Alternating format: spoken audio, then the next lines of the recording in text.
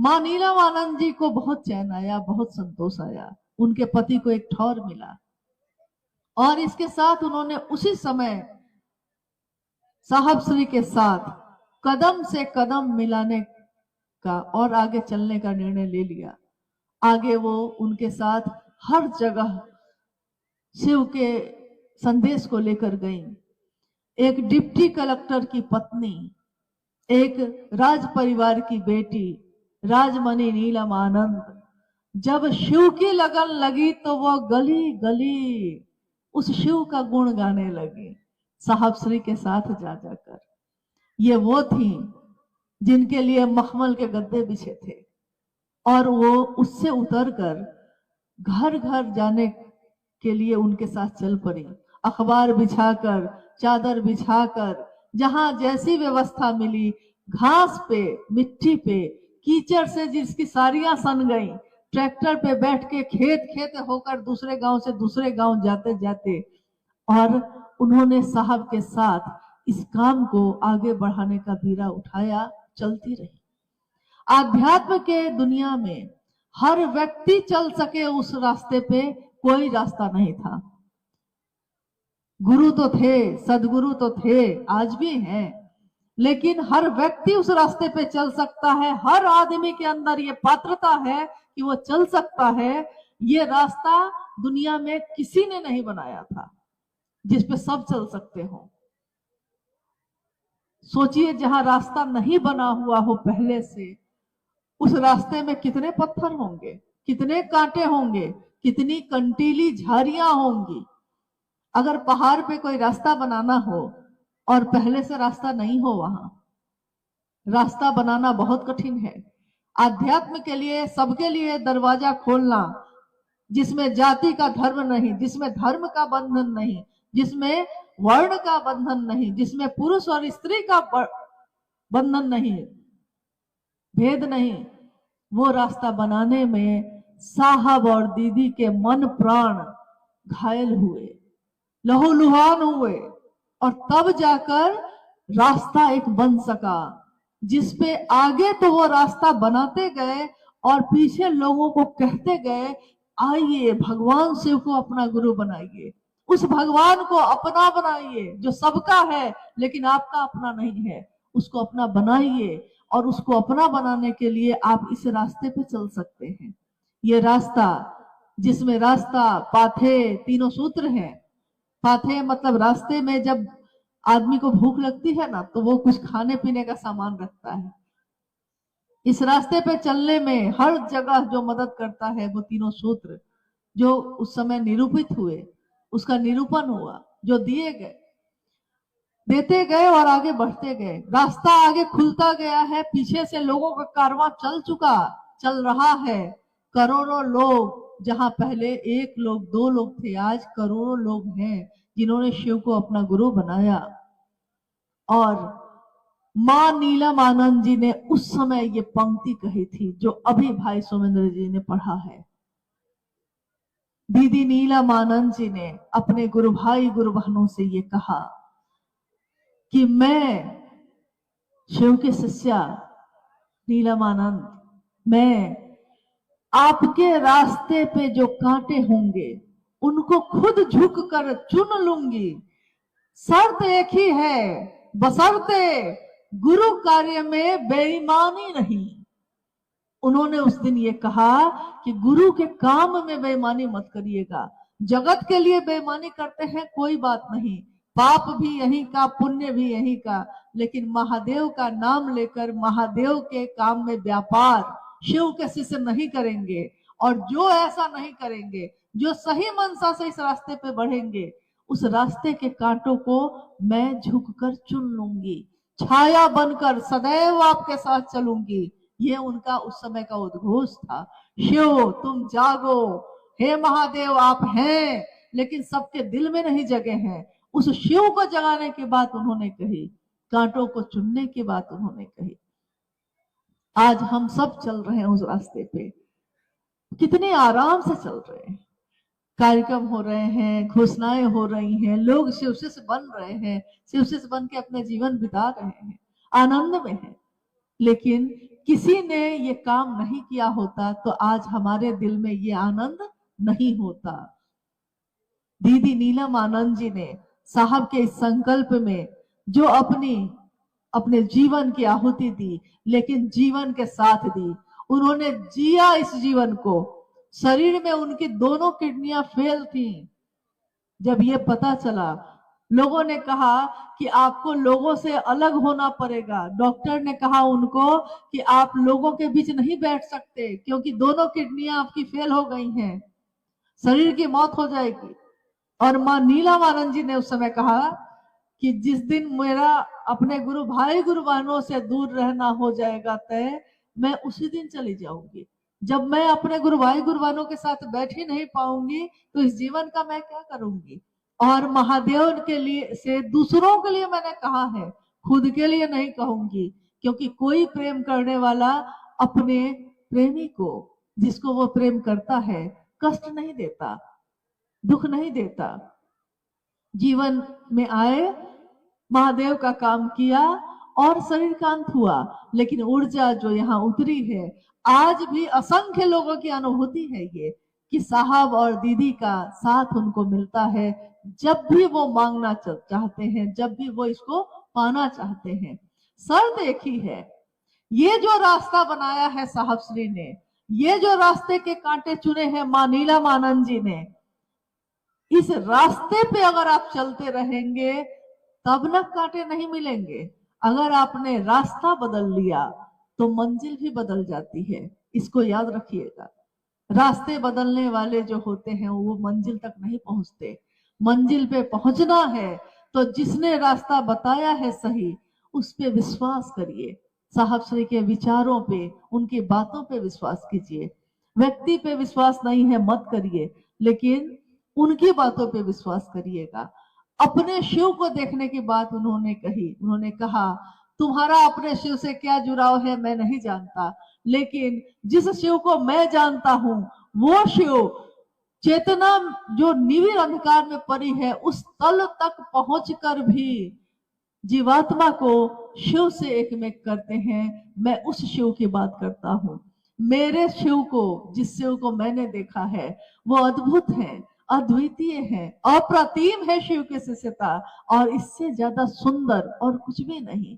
संसार की सुंदरता खत्म हो सकती है, संसार का सत्य बदल सकता है।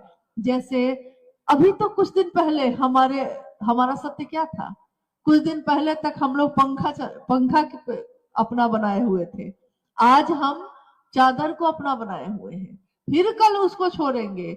आज मौसम ऐसा है, कल गर्मी होगी, किसी दिन बारिश होगी। मौसम भी बदलते हैं, वक्त भी बदलता है, जरूरत भी बदलती है, और जरूरत के साथ हमारा आपका सत्य भी बदलता है।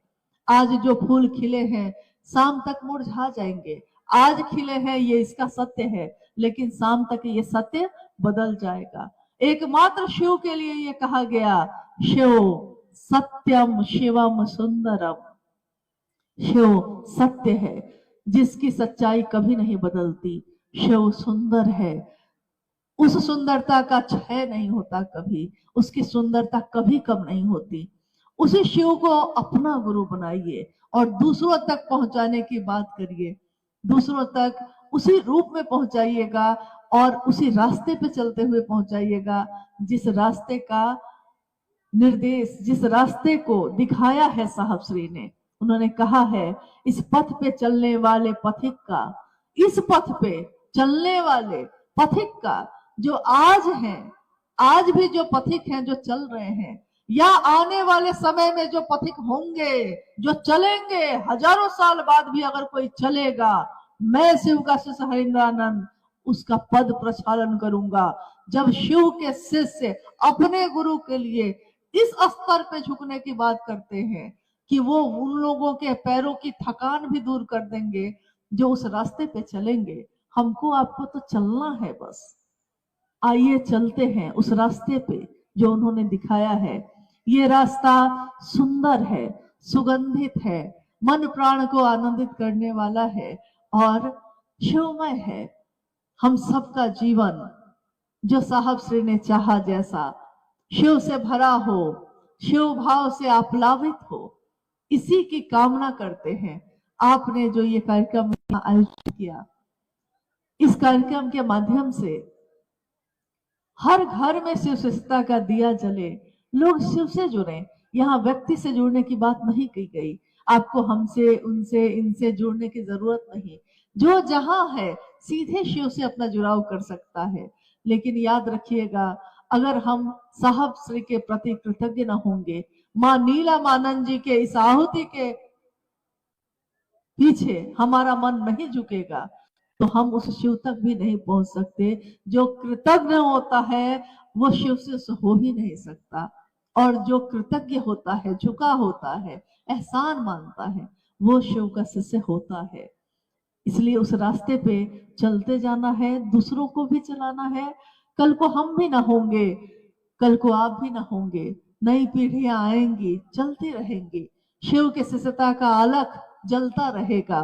ये धरती जौनपुर की शिव के शिष्यता से पहले भी आप्लावित हुई है, लेकिन उस समय एक शिव के शिष्य दधीची हुए, और देवताओं को जब जरूरत पड़ी, जब उनको ये पता चला कि एकमात्र उन्हीं की हड्डी से बना हुआ जो हथियार होगा, उसी से उस राक्षस की मृत्यु होगी, तो उन्होंने अपनी हड्डी का भी दान दिया था।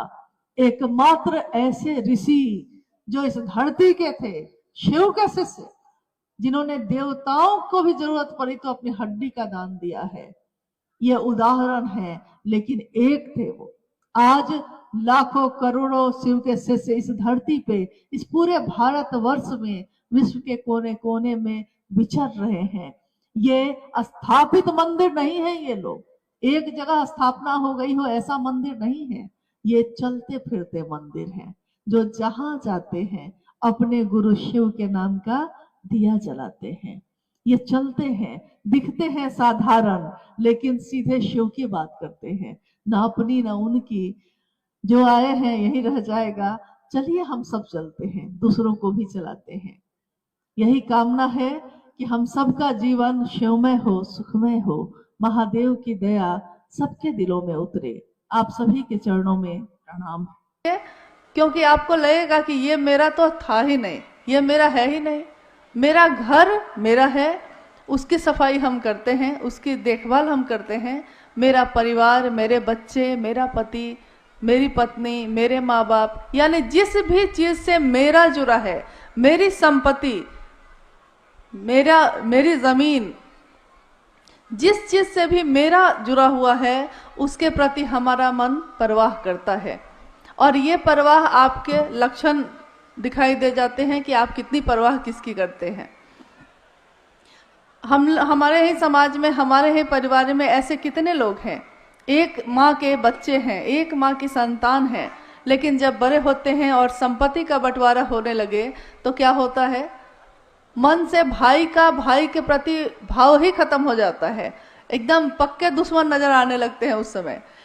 संपत्ति, चीजें, ये सब चीजें इतनी ज्यादा प्रभावी हो जाती हैं कि मन से भाई का भाव खत्म हो जाता है। और जिस दिन ये भाव खत्म हो जाता है, हम उसकी परवाह करना भी छोड़ देते हैं।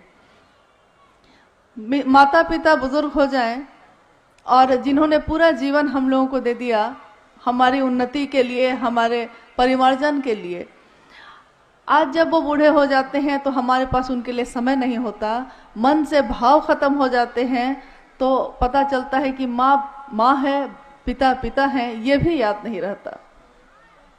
तो वो शिव जो हजारों हजार साल से पूजित तो हुआ, घर घर में जिसकी पूजा हुई, शिवलिंग पे जिसके प्रतिदिन न जाने कितने जगहों पे जल का अर्पण किया जाता है, नमः शिवाय मंत्र की गूंज हर जगह होती है, और उनके महामृत्युंजय मंत्र ओम त्र्यंबकम यजामहे कितने जगहों पे, मंदिरों में, घरों में उसके जप होते हैं। लेकिन हम लोगों ने कभी ये नहीं सोचा कि हम जिसकी उपासना करते हैं, हम जिसकी पूजा करते हैं, उसके प्रति हमारा मन कितना जुड़ा हुआ है। क्योंकि पूजा पे भी हम बैठते हैं तो हमारा मन कहाँ होता है। आप सुबह सुबह नहा के पूजा जब करने जाते हैं तो क्या सही में उसी देवता या उसी भगवान, उसी शिव के प्रति आपका मन पूरी तरह समर्पित होता है? आप नहाए हैं, आपने पूजा की सामग्री ली है, आप बैठे हैं, लेकिन आपका मन कहाँ भटक रहा है? किसी का तो भटक रहा है कि रसोई में क्या बन रहा है, किसी का तो ये कि जितनी जल्दी हो अगरबत्ती दिखाते हैं और चल देते हैं क्योंकि दुकान खोलना है, किसी की ट्रेन छूट रही है, किसी की बस छूट रही है। ऐसी स्थिति में और ऐसे युग में खड़े हैं हम, जहां हमारा मन बेचैन बेचैन है, हर तरफ शोरगुल है, हर तरफ बेचैनी है, कहीं मन शांत नहीं होता। तो अब प्रश्न ये उठता है कि तब हम लोग ऐसी कौन सी साधना करें, ऐसे कौन से मंत्रों का जप करें जिससे हमारा मन उस शिव की तरफ चल सके। तो मंत्रों का जप करने बैठते हैं, मन भटक जाता है, साधना करने बैठते हैं, मन भटक जाता है, यहाँ तक कि हम योग और उपासना करने बैठते हैं तब भी मन भटक जाता है। लेकिन एक बात आपने गौर की होगी, अगर हम किसी से बात करते हों, अगर हम किसी से बातचीत करते हैं किसी भी विषय पे, तो उतनी देर तक हमारा मन उसी विषय पे लगा रहता है, चाहे वो व्यापार हो, चाहे वो पैसा हो, चाहे वो खेती हो, चाहे वो घर की कोई समस्या हो। अगर किसी एक विषय पे हमने बातचीत शुरू कर दी है, यहाँ तक कि आपने देखा होगा कि अगर राजनीति पे बात शुरू हो गई तो धीरे धीरे आसपास के सारे लोग उसमें शामिल हो जाते हैं। अगर क्रिकेट का मौसम है, क्रिकेट की बात हो रही है, सारे लोग उसमें शामिल हो जाते हैं। यानी अगर कोई एक व्यक्ति सही नियत से किसी एक विषय की बात करना शुरू करता है और अगर उस बात में ताकत है तो वो आसपास के सारे लोगों को खींच लेता है। इसी तरह जब हम शिव की बात भी करना शुरू करते हैं तो एक तो खुद हमारा मन उस शिव की दिशा में फोकस होने लगता है, केंद्रित होने लगता है, और जिससे हम बात कर रहे हैं सामने वाला वो भी धीरे धीरे शिव के तरफ उसका मन होने लगता है। यहाँ तक कि मैं और वो जो बात कर रहे हैं तो आसपास के लोग भी धीरे धीरे रुक के सुनने लगते हैं कि क्या बात हो रही है, क्या बात आखिर कर रहे हैं ये लोग, ये क्या है 3 सूत्र, ये क्या है शिव को गुरु मानने की पद्धति। क्योंकि शिव के जगत गुरु स्वरूप की बात कोई नई बात तो नहीं है, ये हजारों, जब से ये दुनिया है, जब से उस शिव ने इच्छा की और सृष्टि सृष्टि हुई, तब से ये दुनिया कायम है और तब से शिव के सारे रूप भी कायम हैं।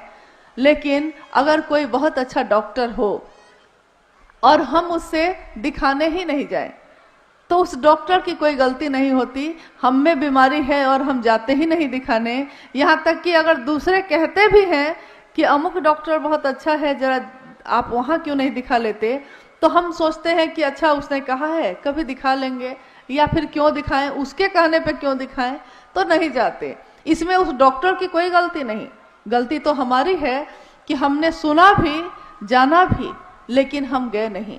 बहुत सुंदर कोई स्कूल है और हम अपने बच्चे को भेजेंगे ही नहीं, तो न तो उस स्कूल का कोई दोष है, न तो उस स्कूल में पढ़ाने वाले शिक्षकों का कोई दोष है। दोष उसका है जिसने सुना तो है, जाना तो है, लेकिन समझ के भी वहां गया नहीं। शिव गुरु है, जगत के गुरु हैं। ये आज हम और आप नहीं कह रहे हैं, ये तो हमारे ग्रंथों में लिखा है, हमारे उपनिषदों में लिखा है, शास्त्रों में लिखा है कि वो विश्व गुरु हैं, वो आदि गुरु हैं, प्रथम गुरु, और उनसे सुंदर, उनसे बड़ा न तो कोई है, जिसकी पूजा देव भी करते हैं, जिसकी पूजा जीव जंतु भी करते हैं, यहाँ तक कि पशु भी जिसकी पूजा करते हैं, क्योंकि महादेव पशुपति नाथ भी कहलाए। वो महादेव हमारे आपके जैसे सामान्य लोगों का गुरु हो सकता है। इससे बड़ी बात, इससे असाधारण घटना इस जीवन में, इस दुनिया में नहीं घट सकती। क्योंकि आज तक हम लोगों ने तो यही सुना था, जाना था और समझा भी यही था कि वो शिव ईश्वर है, बहुत दूर है उसकी सत्ता, बहुत ऊपर है वो, और हम कहाँ बहुत साधारण लोग, हमारे पास है क्या, न हमसे मंत्र जप होता है, न हमारा मन केंद्रित होता है, न हमें संस्कृत आती है, न तो हमें बहुत सुंदर कोई बात आती है, तो वो शिव मेरा नजदीकी कैसे हो सकता है। ये सोच सोच के आज से नहीं, हमने जब से जन्म लिया है तब से लेके आज अभी जिस जीवन में हम खड़े हैं अब तक हम लोगों ने यही सोच सोच के अपने जीवन के अधिकांश समय को गंवा दिया कि शिव सीधे नहीं मिल सकता, तो कभी किसी का सहारा लिया, कभी किसी का लिया, कभी पुरोहित, कभी ज्योतिषी, कभी किसी पंडित, कभी किसी का, क्योंकि खुद पे ये विश्वास ही नहीं था, सोचते ही नहीं थे कि हम सीधे भी उस शिव से जुड़ सकते हैं। इसी काल में आप कहेंगे कि आखिर किसी व्यक्ति का नाम क्यों लिया जाता है जब शिव की बात हो, लेकिन आपने सुना होगा शिव की पूजा जिसने भी की, शिव की भक्ति जिसने भी की, शिव का शिष्य जो भी हुआ, शिव उसी के नाम से प्रसिद्ध हुए। यहाँ तक कि उनके बड़े बड़े मंदिर भी अपने भक्तों के नाम से हैं। शिव अपने शिष्यों से जाने जाते हैं, शिव अपने भक्तों से जाने जाते हैं। तो आज के इस अभी के युग में एक व्यक्ति का जन्म हुआ जिनके बारे में आपने अभी सुना थोड़ी देर पहले। मंडल सर कह रहे थे कि शिव की शिष्यता की पृष्ठभूमि क्या है, उसकी व्याप्ति क्या है, उसका उद्देश्य क्या है, क्योंकि हर काम को करने के पीछे एक कारण होता है। तो वो व्यक्ति जिनका नाम, जिसको हम लोग प्यार से अभी कह रहे हैं वरेण्य गुरु भ्राता साहब श्री हरिंद्रानंद जी, उनके जीवन में बहुत सी घटनाएं होती चली गई, हमारे आपके जीवन में भी होती हैं। लेकिन आपने सुना होगा कि सेब तो रोज गिरा था, न्यूटन को ही क्यों दिखाई दिया कि सेब नीचे क्यों गिरता है। आप कहेंगे कि हमने भी देखा था, आपने भी देखा था, देखा तो सबने था, लेकिन जिसने लोगों को बताया, नाम तो आज उसी का आता है। तो शिव गुरु हैं, विश्व गुरु हैं, जगत गुरु हैं, आदि गुरु हैं, प्रथम गुरु हैं, देवों के देव हैं। ये हमने सुना है, कहानियों में पढ़ा है, अपने बुजुर्गों से सुना है, मंत्रों के जप में सुना है, लेकिन आज तक हम लोगों ने न तो ये समझा न किसी और को बताया। तो जब साहब श्री हरिंद्रानंद जी के जीवन में कुछ ऐसी घटनाएं हुई जिससे उनका मन ये सोच के कि शिव, जब गुरु के बारे में कहा जाता है कि गुरु साक्षात पर ब्रह्मा, तो वो पर ब्रह्मा यानी शिव, ईश्वर शिव, वही गुरु क्यों नहीं हो सकता? क्योंकि हम लोगों ने आज तक यही सुना था कि गुरुर ब्रह्मा गुरुर विष्णु गुरुर देवो महेश्वर, गुरु साक्षात पर ब्रह्मा गुरुर देवो महेश्वर। गुरु भगवान होता है, गुरु महेश्वर है, तो वो महेश्वर, वो शिव खुद गुरु क्यों नहीं हो सकता? ये सोच कर ही साहब श्री हरिंद्रानंद जी ने शिव को गुरु बना लिया। और उससे पहले वो जितनी भी साधनाएं उन्होंने की थी, चाहे वो शमशान की साधना हो या योग हो या मंत्रों का जप हो, सब कुछ छोड़ दिया और कहा कि शिव अब मेरे गुरु हैं और अब जो करेंगे वही करेंगे। बाद की घटनाओं में, बाद के समय में ऐसी ऐसी बातें होती चली गई जिससे ये अनुभूत हुआ उन्हें कि नहीं, शिव सिर्फ नाम के नहीं, ये तो काम के भी गुरु हैं। शिव जिस तरह ईश्वर के रूप में हमारी आपकी पुकार सुनते हैं, हमारी मन्नतें पूरी करते हैं, हमारे उपवास और हमारे सोमवार के व्रत का फल भी मिल जाता है, वो शिव गुरु के रूप में हमें ज्ञान भी देते हैं और जीवन जीने की कला भी सिखाते हैं। क्योंकि अगर आपके पास संपत्ति बहुत हो, ज्ञान ही नहीं हो उस संपत्ति को चलाने का, तो वो संपत्ति बेकार हो जाती है। कहा भी जाता है कि आप अपने बच्चे को संपत्ति दे सकते हैं, पैसा दे सकते हैं, लेकिन अगर आपका बच्चा, आप कितने भी बड़े विद्वान हो, आप ही का बच्चा आपसे अगर ज्ञान नहीं लेना चाहेगा, तो ज्ञान ऐसी चीज है जिसको आप जबरदस्ती किसी को नहीं दे सकते। चीजें दे सकते हैं, संपत्ति दे सकते हैं और अपना सब कुछ दे सकते हैं, लेकिन ज्ञान नहीं दे सकते। इसीलिए हमारे पूर्वजों में हमेशा यह कहा जाता था, या अभी भी कहा जाता है कि गुरुमुख हुए कि नहीं आप, यानी गुरु के तरफ आपका मन हुआ कि नहीं।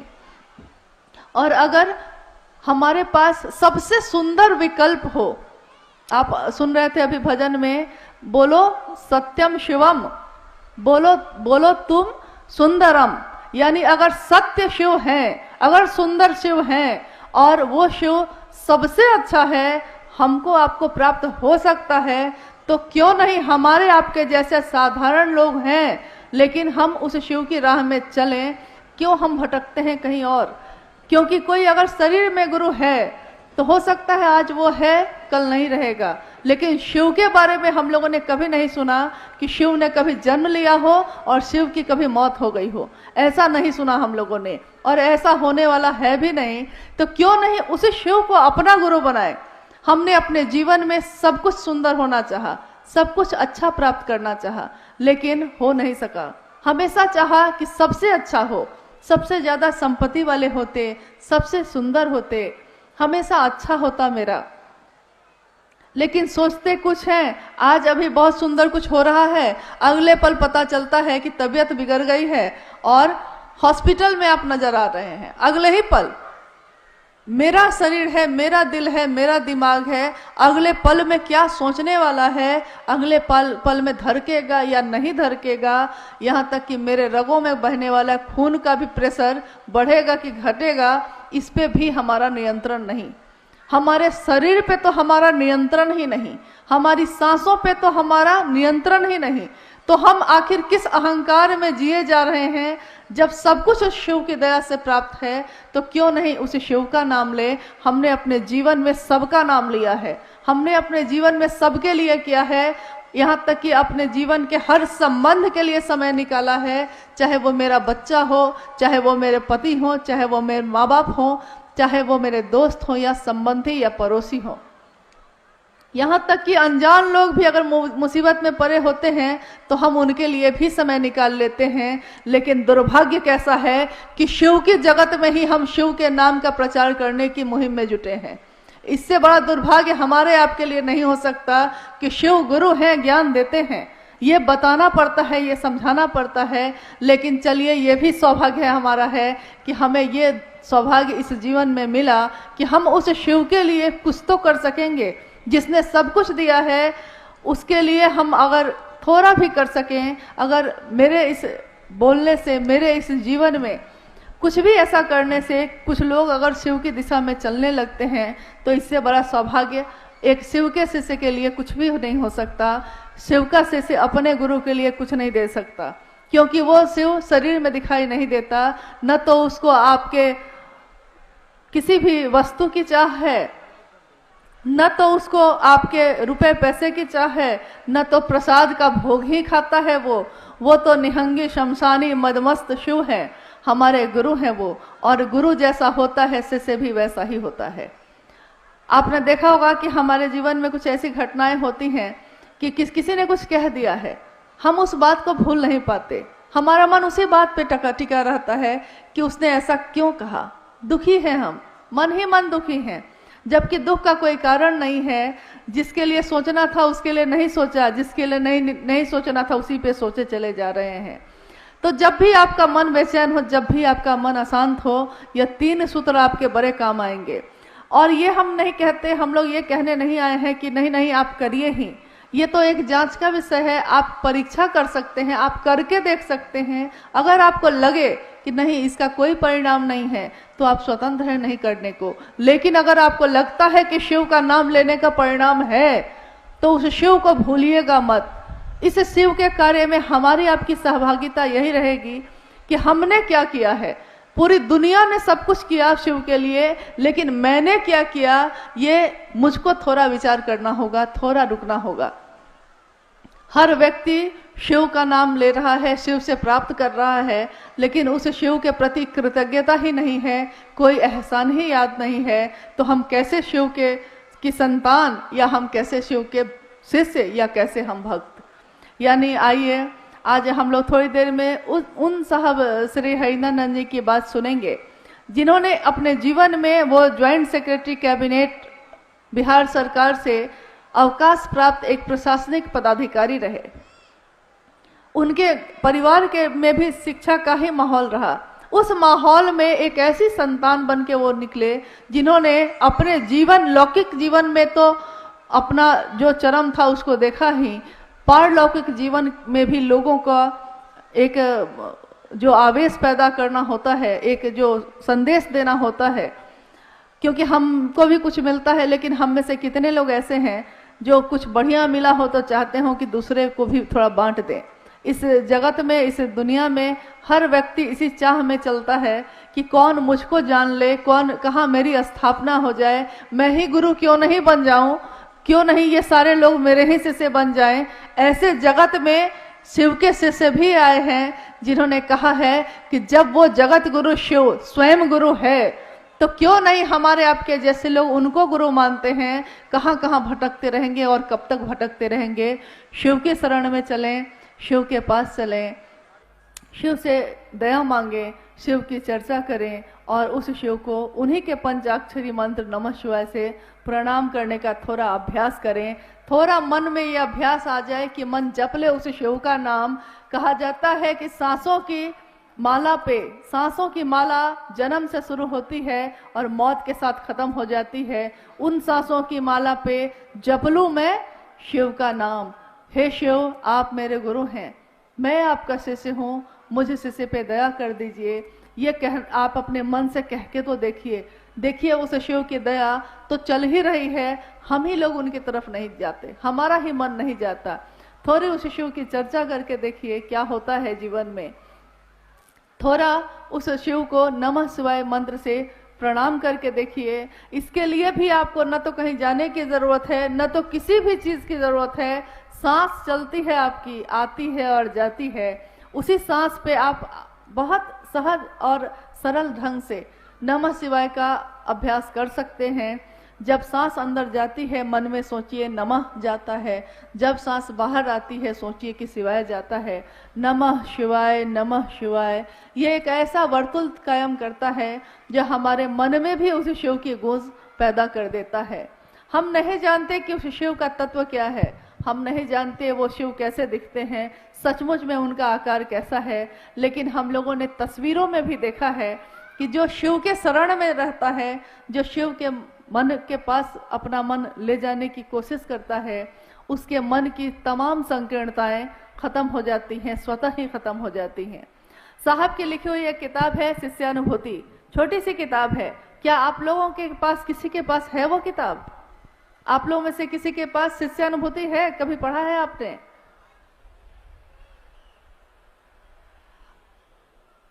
नहीं है क्या? नहीं मिली, किसी को नहीं मिली।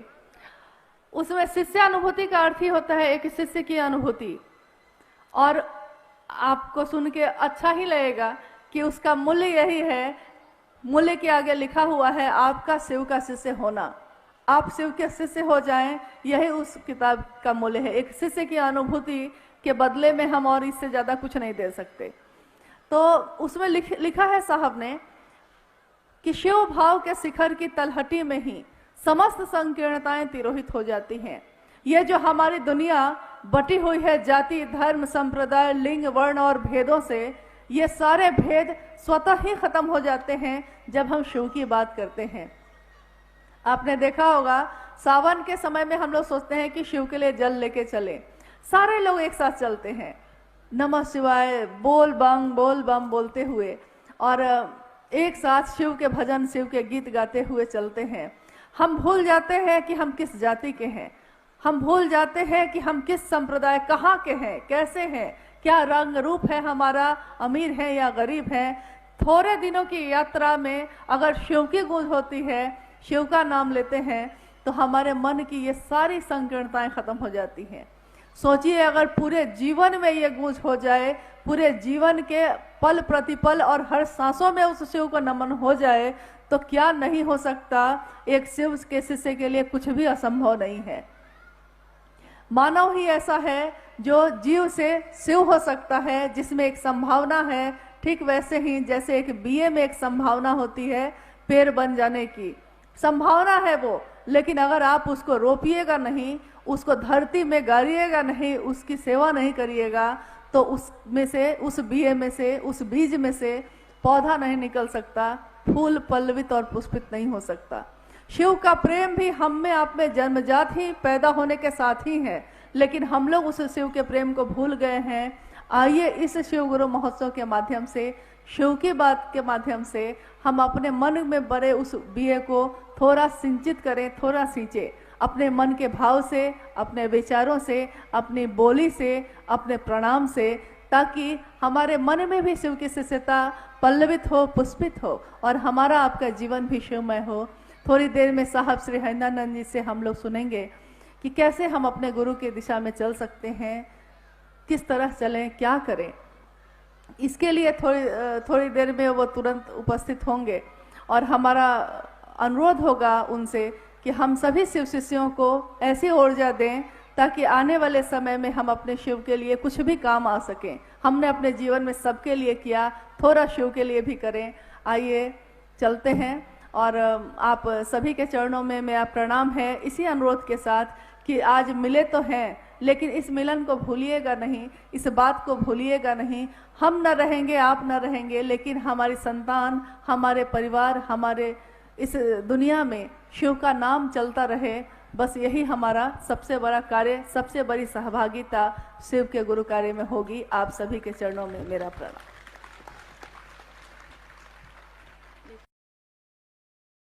मिलेगा, महादेव से भी आप मन से ही मिले हैं, तो इतना साहस नहीं हुआ कि कम से कम कहते हैं कि अरे झूठा ही सही, पल भर के लिए कोई हमें प्यार कर ले, झूठ ही सही, लेकिन झूठ भी अगर कहिएगा ना, अच्छी बात कहिएगा, तो मन को अच्छा ही लगता है। जैसे कोई आया है, अब आ गया है आपके घर में, आप उसको याद नहीं कर रहे थे, लेकिन सामने आया तो बोलते हैं आप, अरे देखिए आप आ गए, अभी अभी आप ही को याद कर रहे थे। तो सच्चाई तो यह है कि आप याद नहीं कर रहे थे, लेकिन झूठ ही बोला है कम से कम, तो सामने वाले को तो सुख दिया ना आपने, खुश हुआ, सच में हमको याद कर रहे थे, बड़ा खुश हुआ। हाँ, तो महादेव को कम से कम झूठा ही सही कह देते अभी आप कि हाँ हम सब मिल लिए हैं, नहीं। तो महादेव से हम मिल सके, इसके लिए है ये तीनों सूत्र, शिव को गुरु बनाना और ये तीनों सूत्र करना। यानी कि शिव की शिष्यता की पृष्ठभूमि क्या है? पृष्ठभूमि ये है कि आगे आने वाले लोग जो जगत में आएंगे वो शिव को अपना गुरु बनाएंगे। कैसे, कौन सी विधा काम करेगी? क्योंकि आप कह सकते हैं कि जब साहब हरिंद्रानंद जी ने शिव को गुरु बनाया था तो उन्होंने 3 सूत्र किसी से नहीं पाया था। क्या उनके पास 3 सूत्र थे? क्या साहब हरिंद्रानंद जी के पास सन 1974 में जब उन्होंने शिव को गुरु बनाया तो साहब हरिंद्रानंद जी के पास 3 सूत्र थे? नहीं थे। लेकिन जिसके पास 3 सूत्र नहीं होगा और कोई बताया भी नहीं है, वो करेगा क्या? करेगा क्या? पहला सूत्र कहता है कि अपने गुरु शिव से दया मांगिए, मन ही मन। यहाँ भी मन से कहा गया, मन ही मन अपने गुरु शिव से दया मांगिए। तो हम मन ही मन महादेव से दया मांगते हैं। कोई शिव का शिष्य होगा और कोशिश करेगा और कोई काम नहीं होगा, फिर कोशिश करेगा, नहीं होगा, क्या करेगा तब? जब लाख कोशिश के बाद भी हमसे काम नहीं हो सकेगा तो मेरा मन जब हार जाएगा, थक जाएगा, तो हम क्या करेंगे? हम दया ही तो मांगेंगे, क्योंकि जब हमसे कुछ हो ही नहीं रहा है तो एक ही उपाय बचा ना कि हे महादेव आप हम पे दया करिए, अपने शिष्य पे दया करिए।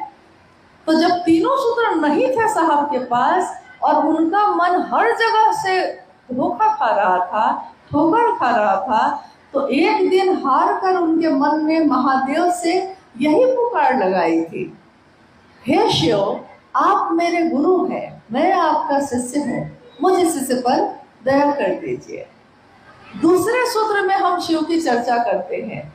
अब अभी अभी आपने सुना कि शिव की चर्चा, पूर्व में शिव की चर्चा का प्रचलन नहीं था, लेकिन शिव की कथा का प्रचलन था।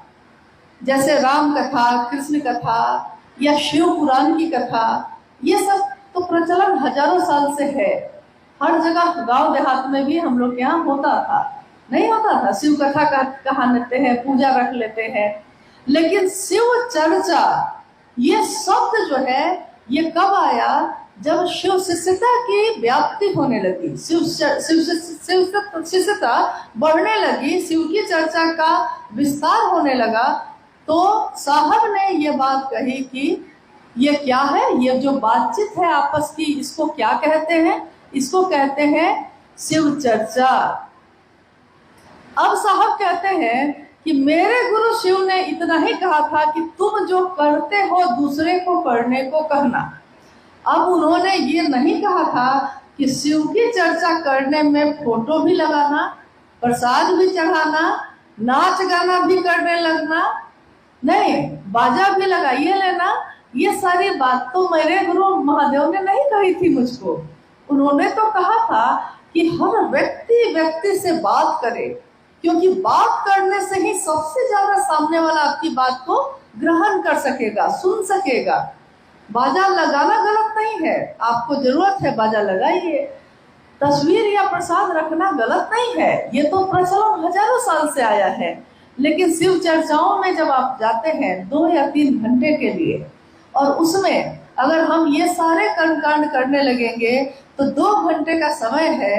अब उसी 2 घंटा में बारी बारी से सबको चर्चा भी करनी है, और मेरे महादेव का कैसे काम बढ़े इस पे भी बात करनी है। तो उसी 2 से 3 घंटे में ये सारे काम करने हैं। अगर आपके पास है ये चीजें, आप तो कर लीजिएगा। लेकिन साहब हरिनानंद जी के पास तो बहुत सारी चीजें थी। डिप्टी कलेक्टर ही थे, उनकी पत्नी राजमणि नीलम आनंद राज परिवार की बेटी ही थी। अभी आपने सुना कि मां नीलम आनंद जी का ननिहाल था मसनौडी, इसी कोडरमा जिले में, और काफी समृद्ध परिवार रहा है। तो किसी चीज की कमी थी क्या उनको? वो अगर शिव चर्चा कराते तो क्या क्या रखते वहां? अगर साहब और दीदी माँ शिव चर्चा का आयोजन करें तो उनको क्या क्या रखना चाहिए? उनके पास तो थी ना भाई, सब कुछ, सारी व्यवस्था थी ना। लेकिन उन्होंने कभी भी ऐसा नहीं किया। उन्होंने ऐसा किया जो गरीब से गरीब आदमी भी जिस काम को कर सकता हो। यानी राज परिवार की बेटी, डिप्टी कलेक्टर की पत्नी अखबार बिछाकर जमीन पर बैठी। क्यों? उनके लिए तो सोफा था, वो क्यों बैठी थी अखबार पे उस दिन? इसलिए बैठी क्योंकि अगर वो नीचे बैठेंगी तब नीचे घास पे बैठने वाले लोग, झोपड़ी में रहने वाले लोग तब उनकी बात सुनेंगे। इसके लिए आपको उनके स्तर पे बैठना होगा, आपको उनके स्तर पे जाके बात करनी होगी, तभी वो आपकी बात को सुनेंगे, तभी वो आपको अपना समझेंगे। और अगर आप कहेंगे कि नहीं ये सारी चीजें भी रखनी है, प्रसाद भी रखना है, फोटो भी रखना है, 500 का बाजा भी लगाना ही पड़ेगा तुमको, अगर बाध्यता होगी तो याद रखिएगा बहुत सारे लोग तो शिव चर्चा करेंगे, लेकिन बहुत सारे लोग इससे वंचित हो जाएंगे।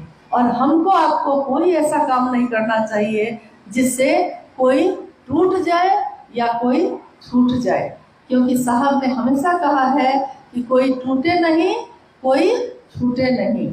न कोई टूटना चाहिए मेरी बात से, न कोई छूटना चाहिए। वो भले हमको छोड़ दे, लेकिन मैंने शिव को गुरु बनाया है तो मेरा ये कर्तव्य है कि मेरे तरफ से ये काम नहीं होना चाहिए। अब मैंने कहा कि ये संगोष्ठी है, तो आइए हम लोग कुछ जिज्ञासाओं पे बात करते हैं। एक सामान्य जिज्ञासा आई है बहुत गुरुवानों के तरफ से, इस पर भी रखा दीदी बात भी की है। जिज्ञासा है कि दूसरे प्रकार के सत्संग में वहाँ के लोग नाचते और झूमते भी, क्या दीदी शिव चर्चा में हम लोग भजन के क्रम में नाच और झूम सकते हैं कि नहीं? दीदी का इस पर वो भी है, लेकिन हम दीदी से पुनः निवेदन करेंगे। अच्छा, कि प्रश्न है यही है आप लोगों का कि दूसरे प्रकार के सत्संग में वहाँ के लोग नाचते और झूमते हैं, क्या शिव चर्चा में हम लोग नाच और झूम सकते हैं कि नहीं? दीदी से हम आप इस संगोष्ठी में बैठे हैं, शिव चर्चा ही हो रही है यहाँ पे, लेकिन गीत भी हुए हैं, संगीत भी बज रहे हैं, लेकिन क्या हम में से कोई उठ के झूम रहा है? कोई नृत्य कर रहा है क्या? लेकिन नृत्य कर रहा है मेरा मन, मेरा शरीर नहीं, क्योंकि मन तो आपका सही में तरंग में तो आएगा ही। मन को ही तो कोई चीज प्रभावित करती है, तरंग में आएगा, कोई गलत नहीं है। लेकिन नृत्य करने के लिए भी कोई जगह होनी चाहिए। अब मेरे बेटे का ब्याह जिस दिन होगा तो खूब नृत्य करेंगे हम, क्योंकि भाई वो तो घर का मामला होगा। लेकिन हाँ, मेरे ही विवाह में साहब और दीदी की तस्वीर है, लेकिन शिव चर्चाओं में नहीं। शिव चर्चाओं की अपनी एक गरिमा है, एक मर्यादा है। क्योंकि अभी अभी मैंने कहा कि दो गुरु भाई, एक गुरु भाई ने हाथ उठाया कि माँ नीलम आनंद जी से वो शरीर में मिले हैं। अब ये दो आदमी पे कितनी बड़ी जिम्मेदारी है ये बताने की कि ये नीलम आनंद जी थी कौन, क्योंकि जो ये बताएंगे उसी से ना आप जानिएगा कि नीलम आनंद जी कौन थी।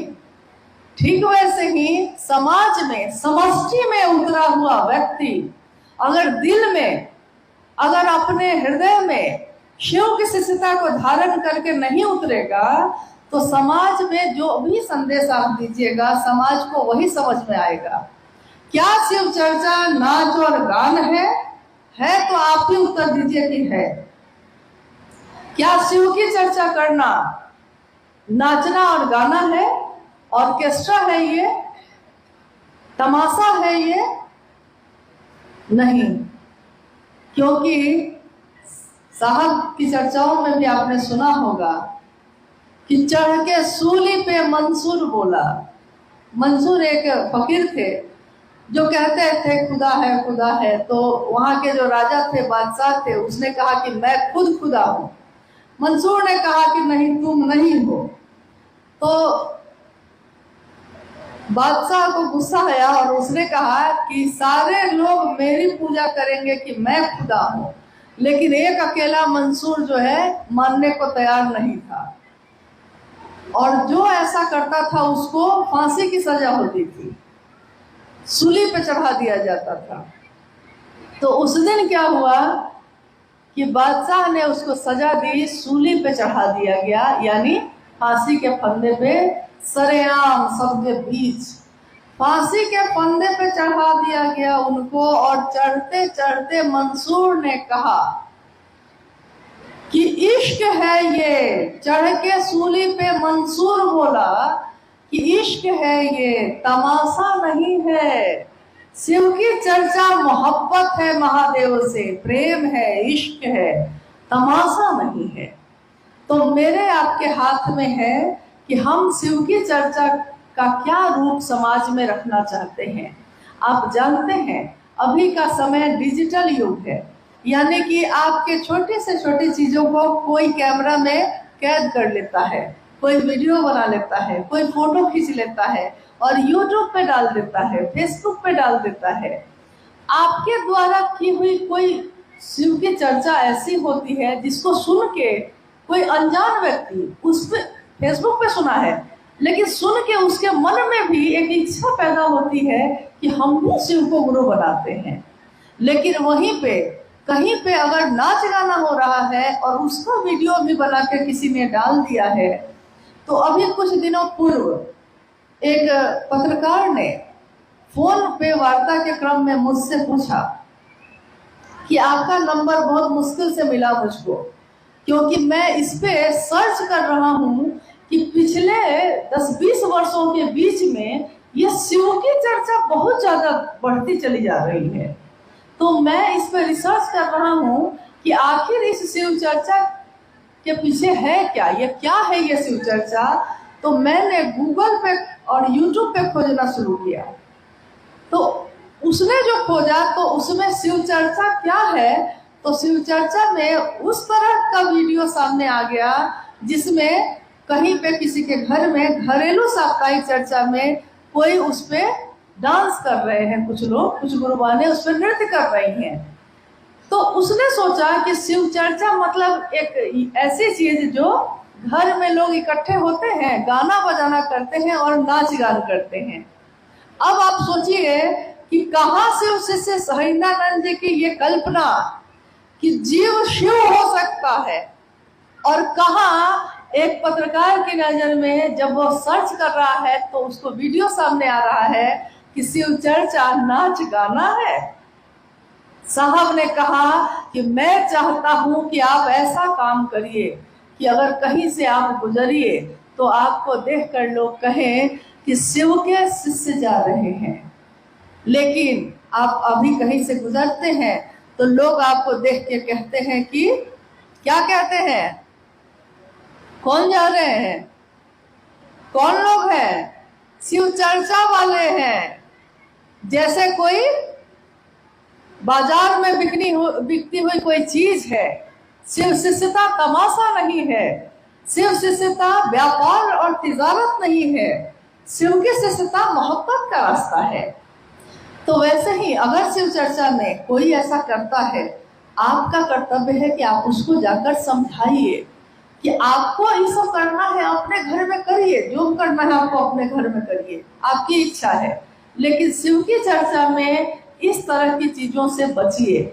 वहाँ एक मर्यादा है, आपके गुरु की बात हो रही है, आपके गुरु शिव की बात हो रही है, तो शिव की प्रतिष्ठा हमारे आपके हाथ में है। लोग देखकर कहेंगे कि शिव शिष्य ये करते हैं, तो बहुत सारे लोग तो अपने घर की बेटी को, अपने घर की अपनी पत्नी को, अपनी माँ को, अपने भाई को शिव चर्चाओं में नहीं भेजना चाहेंगे। कोई भेजना चाहेगा ऐसे जगह पे? नहीं भेजना चाहेगा। इसलिए मेरा अनुरोध है कि अगर कहीं पे ऐसा होता है, क्योंकि हर जगह तो ये नहीं होता होगा, तो कहीं पे अगर ऐसा हो रहा है तो आप जाकर समझाएंगे, हाथ जोड़ के समझाइए, नीचे झुक के समझाइए, तो वो जरूर समझेंगे। अब इक्का दुक्का कोई नहीं समझेगा तो उसको अपने गुरु की दया के आश्रय पे छोड़ दीजिएगा। लेकिन इतना तो करिए कम से कम कि जो इसको समझा सकते हैं उसको समझाने की कोशिश करिए। ऐसा तो बहुत है, समय भी धीरे धीरे अपने गति से बढ़ रहा है, लेकिन हम चाहेंगे दीदी से कुछ प्रश्न। बहुत सारे लोगों की जिज्ञासा आई कि शिव की शिष्यता क्रांति नहीं है, जागरण है। कृपया दीदी समझाने का कष्ट है। शिव की शिष्यता क्रांति नहीं है, एक जागरण है। साहब श्री ने ईश्वर कुछ कहा है, दीदी से लोग सुनना चाहते हैं। देखिए, उसी शिष्यानुभूति किताब में एक पंक्ति है कि शिव की शिष्यता क्रांति नहीं, एक जागरण है व्यक्ति के आध्यात्मिक एवं मानसिक तल का। आध्यात्मिक यानी जो ईश्वर की तरफ चलने का रास्ता दिखाए, मानसिक यानी जो मेरे मन में चलता है लगातार। मन क्या है? तो मन विचार को पैदा करने की मशीन है, एक अदृश्य मशीन, दिखाई नहीं देती, लेकिन जो दिखाई नहीं दे रहा है वो हमको आपको नचाए हुए है, यानी दिखाई कहीं नहीं दे रहा है। लेकिन मन, आप कहते हैं कि मन दुखी है, आप कहते हैं कि मेरा मन आज बहुत खुश है, यानी कि वो मन अगर दुखी है तो आपका शरीर भी ठीक है, अगर मन सुखी है तो शरीर ठीक है, मन दुखी है तो शरीर भी शिथिल है, यानी कि वो मन आपको नचाए हुए है। आज मन को ये अच्छा लग रहा है, आज मेरा मन ये करने का नहीं है, मन आपको घुमाए हुए है। तो मन के जागरण का, उसी मन में जागरण की विधा है शिव की शिष्यता। क्रांति का अर्थ होता है कि कोई एक चीज है और दूसरी चीज आप बदल के ले आए हैं। जैसा आपने सुना होगा कि अंग्रेजों का जब शासन था तो देश में क्रांति हुई। किस लिए हुई थी? क्रांति हुए, आंदोलन हुआ। किस लिए? कि अभी जो अंग्रेजों की सत्ता है वो बदलना है, उसको हटाना है और भारत के लोगों को ले आना है। यही ना क्रांति का अर्थ, यही है कि एक जो शासन है उसको बदल के दूसरे को ले आना। लेकिन शिव की शिष्यता तो ये नहीं है, शिव की शिष्यता तो शुरू से है। तो शिव की शिष्यता जागरण है, यानी कि वो शिव जो मेरे आपके अंतर में सोया है उसको जगाने का काम करना है। यह शिव की शिष्यता उसको जगाती है। अब आप ये सोचिए कि पहले हमारा ही मन था, किसी से कोई मतलब नहीं रखता था, लेकिन जब से शिव चर्चाओं में जाने लगे हम लोग, तब से कोई अनजान आदमी के हाथ में भी कंगन दिख जाता है तो मेरा मन तुरंत उसकी तरफ आकर्षित होता है। तुरंत हम कहते हैं कि कंगन पहने हैं, तो वो पूछता है तो नहीं गुरु भाई है क्या? देखिए, तुरंत हमारे मन का भाव बदला है, सिर्फ वो कंगन देख के ही बदल गया। या शिव चर्चा में किसी को देखा आपने?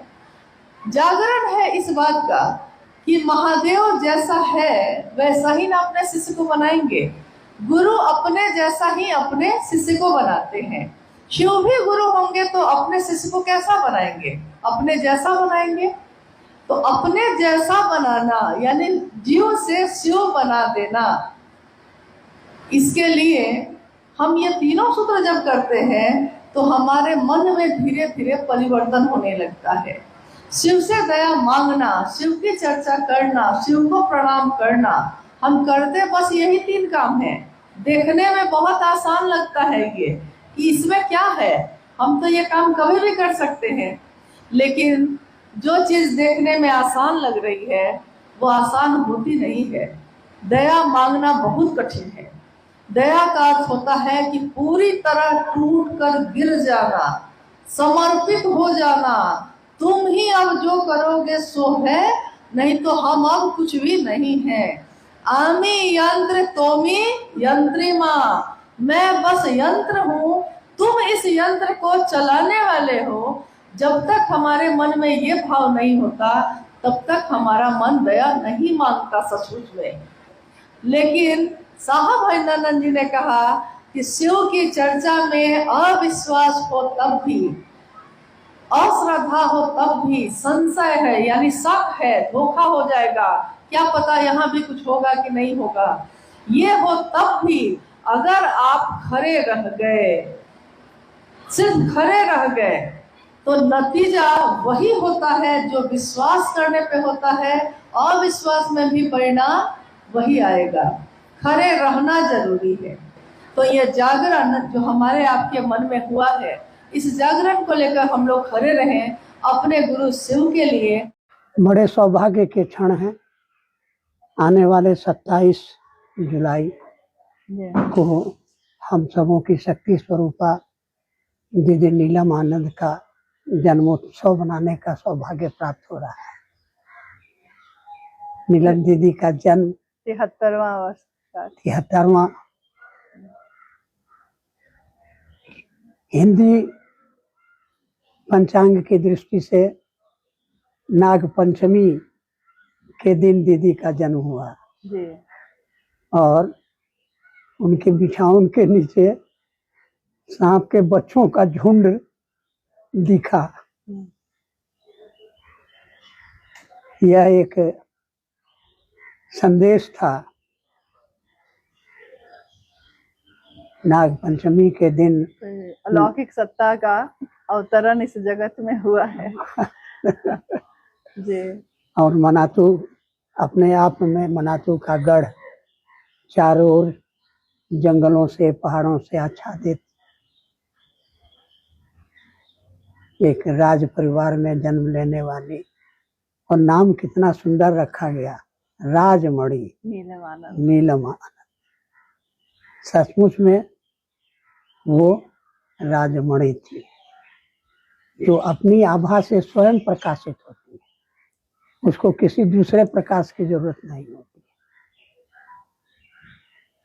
दीदी नीलम से जब मैं मिला था और उनसे सुना करता था, गुनगुनाती थी, हमने तुमसे प्यार किया है जितना कौन करेगा उतना, तेरी अदा के भोलेपन पर मिटते रहे हम जितना, कौन मिटेगा उतना।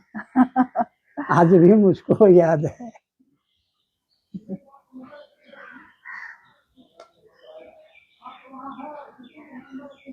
और एक राजघराने के शान और शौकत में जन्म लेकर जिनका जीवन पुष्पित पल्लवित हुआ, शिव शिष्यता की चादर ओढ़ते ही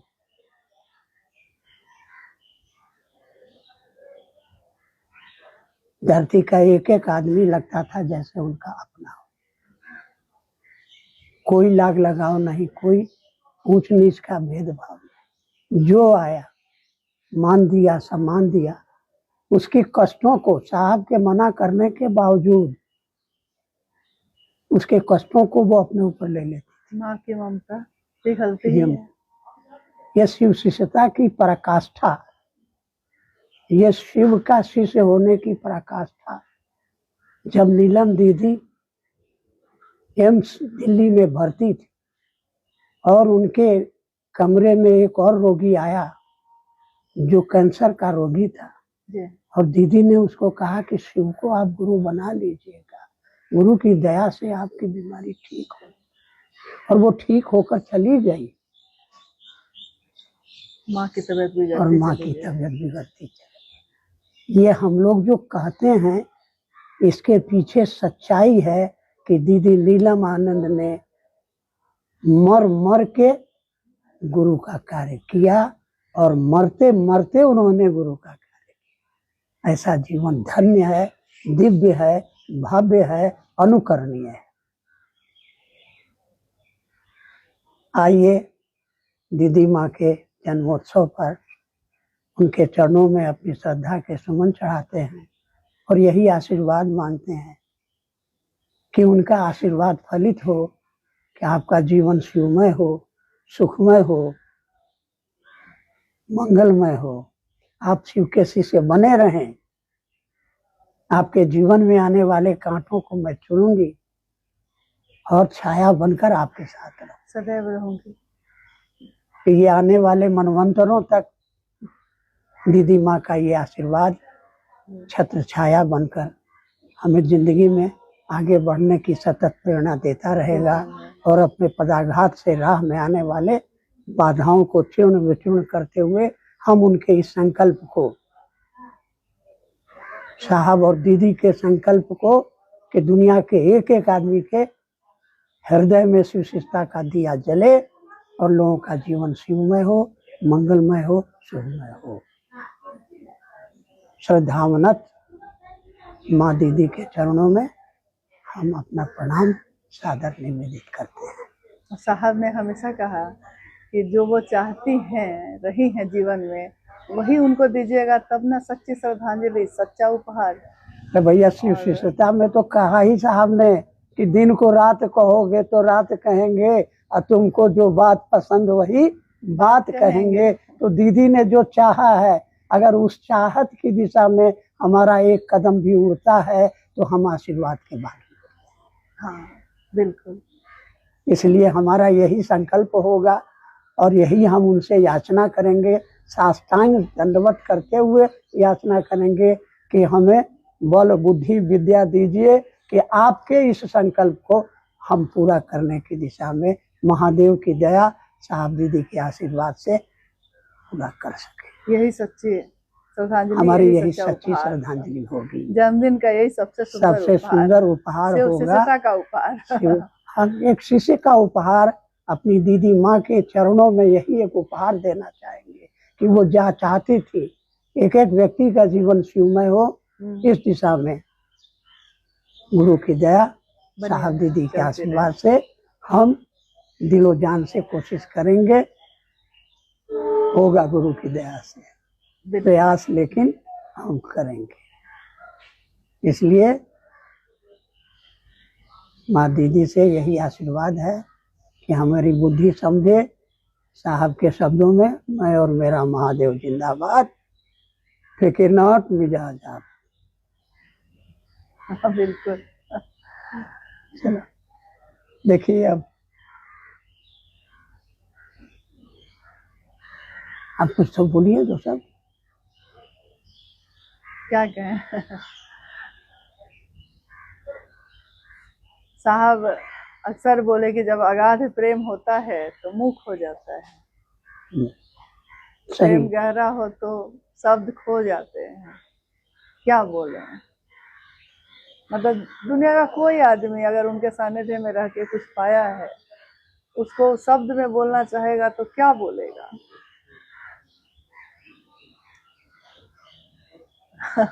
लेकिन ये है कि एक इस कारवां में चलने वाले लोग आज भी हम लोग जो यहाँ पे किए हैं, वृक्षारोपण सब किए दीदी माँ के नाम से, एक पेड़ दीदी माँ के नाम, इसमें संवेदना शामिल है, भाव शामिल है शिष्यों का अपनी दीदी माँ के लिए। एक पत्ता, एक फूल अंकुरित होगा उसमें तो लगेगा कि जैसे उनकी ममता ही महसूस करते हैं। जैसे वो छाया देती हैं, उनके नाम के वृक्ष भी छाया दे सबको। जैसे वो फल देती रही, उनके नाम के वृक्ष भी फल देते रहे। आने वाली शिष्यता, आने वाली पीढ़ी बढ़ते रहे। हम रहे ना रहे, नहीं ही रहता है, हर आदमी तो यहाँ रहता नहीं, हम तो रहे या न रहे, लेकिन लेकिन साहब उनका दीदी संकल्प चलता रहे, जब तक सूरज चांद रहेगा उनका नाम रहेगा, उनका तो नाम हाँ, रहेगा। अमिट है। और उनकी यादों की छत्र छाया में, उनकी यादों की रोशनी के तले हम अपने इस मानव जीवन को शिव गुरु को समर्पित करेंगे। और जो गुरु आदेशित है कि प्रत्येक व्यक्ति के दिलों में शिव की शिष्यता का दिया जलाने का प्रयास जारी रहेगा। प्रयास जारी रहेगा। हाँ, साहब ने कहा मनसा सही हो तो सारी कायनात, सारा मौसम, हर चीज, हर तत्व साथ देता है, आपके साथ देता है।